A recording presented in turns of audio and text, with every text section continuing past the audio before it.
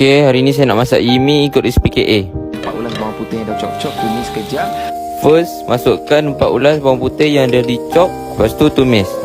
Masukkan seafood. Yang ni kita guna udang, sotong, tambahkan fish cake sekali. Masukkan udang, sotong dengan fish cake. Lepas tu kacau. Lepas tu masukkan air. 1 sudu sos tiram. Okey, 1 sudu sos tiram. Tabur-tabur white pepper agak-agak yang ni. White pepper saya tak ada, jadi saya masukkan black pepper. Masukkan carrots. Okey, masukkan carrot. Lepas tu kacau. Lepas tu seasoning lah, garam, serbuk perasa semua. Okey, garam serbuk perasa. Jadi masukkan minyak bijan sikit. Minyak bijan saya tak ada, jadi saya ganti dengan minyak masak. Tapi terlajak pula. Tapi tak apa. Lepas tu masukkan air tepung jagung. Okey, masukkan air tepung jagung. Lepas tu kita kacau dia sampai sebati. Dan tambahkan sayur. Okey, sayur. Korang pukul telur, jus, masukkan ke dalam. Masukkan telur. Lepas tu kita kacau.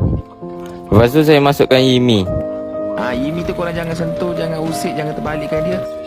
Saya kacau sebab saya suka mi-nya yang lembut. Lepas tu saya tengok mi-nya macam sikit sangat, takut tak kenyang, jadi saya tambah lagi satu. Tapi saya dah tambah air dengan serbuk perasa lah. Lepas tu saya kacau lagi. Lepas tu siap. Lepas tu angkat. Macam ni lah rupa dia. Alhamdulillah kenyang dah saya makan yimi ni.